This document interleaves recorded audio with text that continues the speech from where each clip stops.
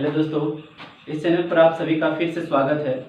इससे पिछले वाले वीडियो में हम सिंधु घाटी सभ्यता के कुछ बारे में कुछ टॉपिकों की चर्चा किए थे और आज हम फिर उसी में आगे की बात को जानेंगे। तो चलिए आज का विषय शुरू करते हैं। तो देखेंगे पहला कि कांस्य यानी धातु से परिचित था सिंधु घाटी सभ्यता, जिसमें वह कांस्य से परिचित थे, इसीलिए सिंधु घाटी सभ्यता को कांस्य युगीन सभ्यता भी कहा जाता है। आगे हम देखेंगे इसमें सामाजिक व्यवस्था कैसा था, यानी समाज उस समय कैसा था सिंधु घाटी सभ्यता में, इसके बारे में जानेंगे हम लोग। तो उस समय का जो समाज था मातृ प्रधान समाज था, यानी उस समय माताओं यानी कि माँ को ज़्यादा प्रधानता दी जाती थी। जैसे अभी जो वर्तमान में पिता को ज़्यादा महत्व दिया जाता था, सिंधु घाटी सभ्यता में माता को ज़्यादा मिलता था, ना कि पिता को मिलता था।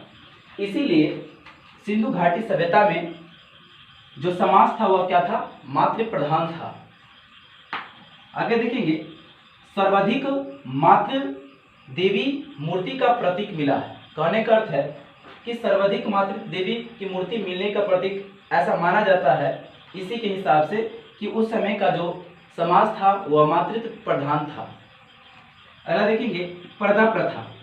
पर्दा प्रथा भी एक बहुत रोचक है, इसके बारे में विषय जो अभी के वर्तमान समय में पर्दा प्रथा के बारे में बहुत ज़्यादा विस्तृत है, लेकिन इससे पहले जो सिंधु घाटी सभ्यता था इसमें पर्दा प्रथा का कोई प्रचलन नहीं था।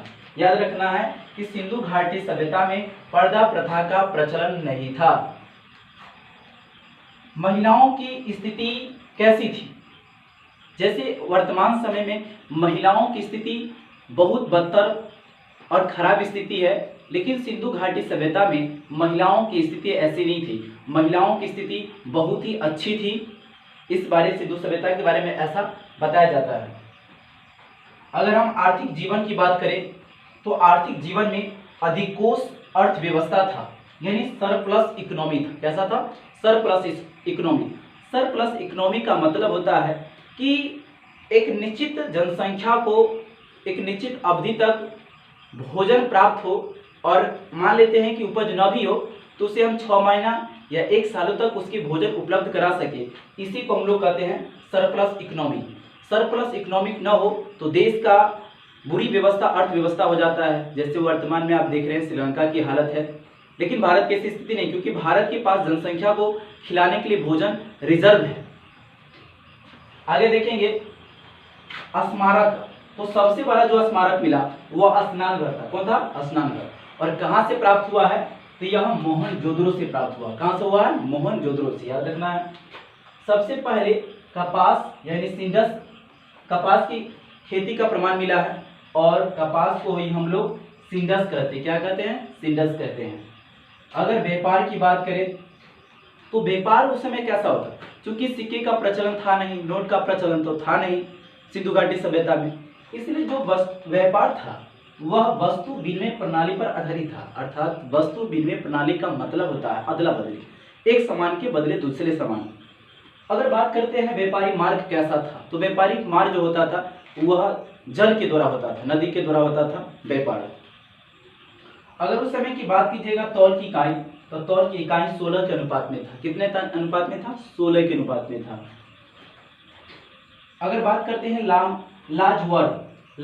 लाजवर्द क्या था? तो लाजवर्द एक मार्बल था। क्या था? मार्बल था।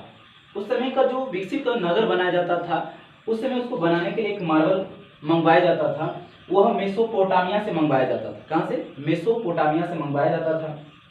अगर हम बात कीजिए सोना कहाँ से मंगवाया जाता था, तो सोना की बात करें तो सोना अफगानिस्तान, ईरान और कर्नाटक से मंगाया जाता था। अगर बात करें उस समय सिक्के के प्रचलन की, तो सिक्के मिट्टी का बना होता था, लेकिन खास बात इसमें यह है कि मिट्टी का जो सिक्के था वह आग में पके हुए करते थे, और इसीलिए इसे टेराकोटा के नाम से जाना जाता है। अगर बात करें हम चावल का प्रमाण कहाँ से मिला, तो चावल का प्रमाण लोथल से मिला। यह बहुत ही महत्वपूर्ण है कि बराबर एग्जाम में पूछा जाता है कि चावल की प्रमाण कहाँ से मिला। तो आप याद रखिएगा कि चावल का जो प्रमाण मिला वह लोथल से मिला। तो आज की वीडियो में इतना ही, फिर मिलेंगे हम अगले वीडियो में। जब तक के लिए जय हिंद, जय भारत।